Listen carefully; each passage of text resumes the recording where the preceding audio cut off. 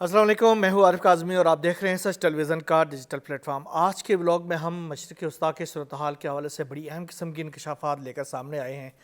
आज के व्लॉग में जो इंकशाफात थे वो ईरान और इसराइल की जो जारी कशीदगी और उन दोनों के दरमियान मुखासमत की एक तारीख़ के हवाले से, जिसमें ईरान की जानिब से एक बहुत बड़ा धमाका किया गया है। इसराइल की तारीख़ का सबसे बड़ा हमला अगर कहा जाए तो बेजा ना होगा, जिसमें ईरान की जानिब से इसराइल के जो तमाम तर जो न्यूक्लियर फैसिलिटीज़ हैं, उनकी जो डेमोना की फैसिलिटी है, न्यूक्लियर शख्सियात हैं, अहम सियासी शख्सियात हैं, उनकी फ़ौजी शख्सियात हैं और उनके साइंसदान हैं, उन तमाम का डेटा लीक कर दिया है और ये डेटा जो है वो ईरान की जानिब से अपनी कौमी जो टेलीविज़न है उसमें लीक किया गया है। याद होगा आपको, मैंने इससे पहले अपने व्लॉग्स में कहा था कि ईरान की जानिब से एक बड़ा ऑपरेशन इसराइल के अंदर किया गया है। ये ऑपरेशन ये जो 12 रोज़ा जंग से पहले किया गया था, जिसमें ईरान के जो ऑपरेटिव्स थे, ईरान के जासूस थे, वो इसराइल के अंदर घुसे थे और उन्होंने डेमोना समेत इसराइल के तमाम तर जो न्यूक्लियर फैसिलिटीज़ हैं उनका जो डेटा है, उनका अहम तरीन डेटा उठाकर ईरान मुंतकिल किया गया था, जिसके बाद से उसको पढ़ने का और उसको उसकी जो शान फटक है उसका प्रोसेस जारी था कि इस दौरान ये जो जंग हुई। लेकिन ईरान की जानिब से ये कहा गया था कि ये डेटा हमने बहुत महफूज तरीके से वहाँ से निकाला है और अब ये महफूज हाथों में है। तो वो अभी भी महफूज हाथों में था। 12 रोज़ा जंग के दौरान भी उसको इसराइल की जानिब से कोशिश की गई कि उस डेटा को दोबारा से हासिल किया जाए या उसको नुकसान पहुँचाया जा सके, लेकिन ईरान की जो विजिलेंट फोर्सेस है उन्होंने इस डेटा को महफूज रखा और अब उन्होंने इस डेटा को बाकायदा तौर पर पूरी दुनिया के लिए लीक कर दिया है। और इस डेटा में ईरान के जानिब से ये कहा गया है, ईरान के जो इंटेलिजेंस के चीफ है इस्माइल खतीब, उन्होंने बाकायदा एक टेलीवाइज खिताब के दौरान ये तमाम डेटा लीक कर दिया है। अभी बहुत सारा डेटा अभी भी मौजूद है ईरान के पास, जो कि आहिस्ता आहिस्ता भी वो लीक करने का सिलसिला ये जारी रहेगा। अभी उन्होंने इब्तदाई जो डेटा है वो लीक किया है, जिसमें देखा जा सकता है कि ईरान के जो जासूस हैं वो बाकायदा तौर पर इसराइल के अंदर इंटर होते हैं और वो मुख्तलिफ शहरों के अंदर वो चले जाते हैं। उनके तमाम तर मोमेंट्स को दिखाया गया है और उसके साथ साथ वो डेमोना के अहम तरीन जो मरकज़ है, जहाँ पर इसराइल के जो तमाम तर मौलिक हथियार बनाए जाते हैं, उस डेमोना के अंदर भी जाते हैं और वहाँ पर फ्रीली उनकी मूवमेंट दिखाई गई है और उसके बाद वो वहाँ पर फिल्म बंदी करते हैं। अच्छा, इस्माइल खतीब ने एक और इंकशाफ किया, उन्होंने कहा कि इसराइल के जो एटमी साइंसदान हैं वो हमारे हाथ में हैं, वो उन्होंने पैसे के एवज़ हमें तमाम तर डेटा उन्होंने भी फ़राहम कर दिया है। तो ये आप अंदाज़ा कर सकते हैं, उनके शनाख्ती कार्ड की तस्वीर है, उनकी पासपोर्ट्स की तस्वीर है, उनकी मोबाइल डेटा मौजूद है जिसमें मैसेजिंग है उस तक को दिखाया गया है। इसके साथ साथ जो अहम तरीन शख्सियात के रेजिडेंशल एरियाज़ है उनको दिखाया गया है और डेमोना के अंदर जो सेंट्रीफ्यूजेस है, जो अहम तरीन जो उनकी जो प्रोसेसिंग जारी है न्यूक्लियर, उस तक को इन दस्तावेज़ात के अंदर दिखाया गया है, जिसमें वीडियोज़ की शक्ल में ये मौजूद हैं, तस्वीर की शक्ल में मौजूद हैं, जो कि अब पब्लिक कर दी गई हैं, अब दुनिया के लिए वो अवेलेबल हैं और जिसमें तमाम तर इसराइल का बिल्कुल ब्लूप्रिंट्स जो मैं कह सकता हूँ वो ये है कि वो तमाम तर ब्लूप्रिंट मौजूद है, जो कि अब दुनिया के लिए उन्होंने तस्तबाम कर दिया है, अब दुनिया के लिए मैसर है। अच्छा, जो 12 रोज़ा जंग के दौरान ये जो विज़मेन इंस्टीट्यूट है, जिसका इसराइल की जानिब से इवन गूगल के अंदर भी उसकी लोकेशन नहीं दी गई, इतना खुफिया ये इंस्टीट्यूट था, जिसमें इसराइल के तमाम तर मौलिक हथियार समेत उनके बायोलॉजिकल हथियार समेत उनके साइंसदानों की बहुत बड़ी तादाद वहाँ पर मारी गई थी। उसके बारे में अब ईरान को कैसे पता चला? तो वो ऐसे ही पता चला था, जो उन्होंने ये जो खुफिया ऑपरेशन किया था इसराइल के अंदर ईरान के जासूसों ने, तो उन्होंने वहाँ तक जाकर विज़मेन इंस्टीट्यूट का भी तमाम तर उन्होंने पोस्टमार्टम कर दिया था, जिसके बाद 12 रोज़ा जंग के दौरान बाकायदा नपे तुले अंदाज में उसको हिट किया गया और वो जो विज़मेन इंस्टीट्यूट था वो तबाह बर्बाद हो गया। उसमें उनके सैकड़ों जो एटमी साइंसदान थे, उनको बायोलॉजिकल साइंसदान थे और उनकी जो हिस्ट्री थी, उनकी इसराइल की वजूद से अब तक की जो उसमें जो उनके जो रिसर्च का काम था वो सब के सब मलिया मेट हो गया था। तो ये भी اس سے یہ جو سٹنگ آپریشن تھا ایران کا جو کہ اسرائیل کے اندر جا کے کیا گیا، اسی کا نتیجہ تھا، اسی کے اندر سے جو ڈیٹا حاصل کیا گیا تھا، اس کے بعد سے اسرائیل کو جو بڑا نقصان پہنچایا گیا، اسرائیل کے اہم ترین جو علاقوں کو نشانہ بنایا گیا، اہم ترین تنصیبات کو نشانہ بنایا گیا تھا، وہ تمام تر مواد بھی، وہ تمام تر معلومات بھی اس ڈیٹا سے حاصل کی گئی تھی، جس سے اسرائیل کو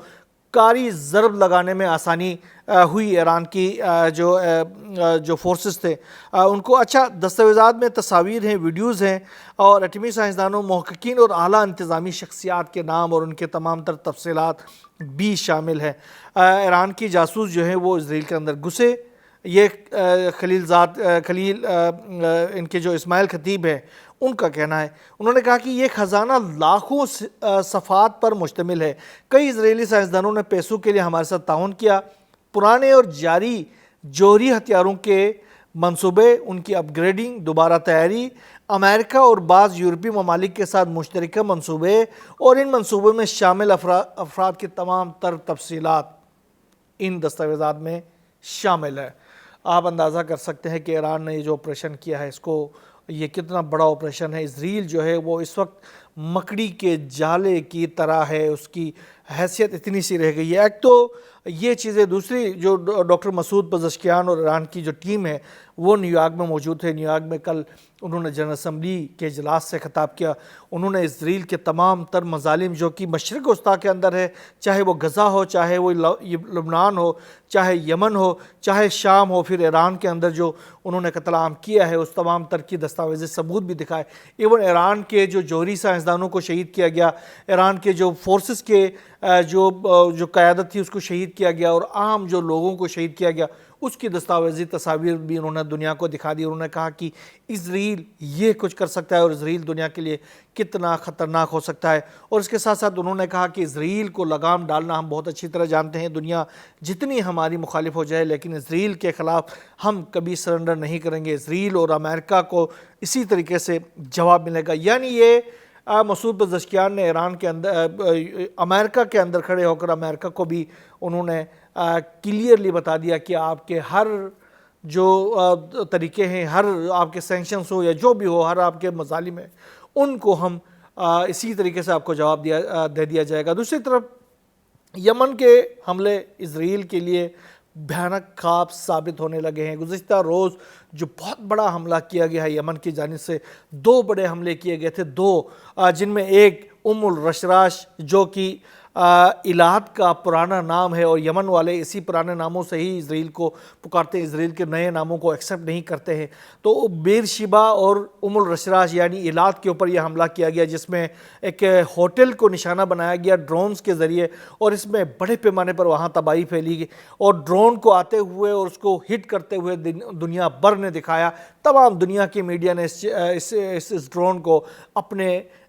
جو ہدف ہے اس کو کامیابی کے ساتھ نشانہ بناتے ہوئے دیکھا گیا، جس میں 3 اسرائیلی جو شہری تھے وہ ہلاک ہو گئے، اور تقریباً 48 سے زائد شدید زخمی ہو گئے، جن کو ہاسپٹل منتقل کیا گیا۔ بڑی تباہی وہاں پر پھیلی ہے۔ یہ پہلی دفعہ اسرائیل جو ہے وہ مجبور ہو گیا ہے کہ دنیا کو دکھانے کے لیے، کیونکہ وہاں پر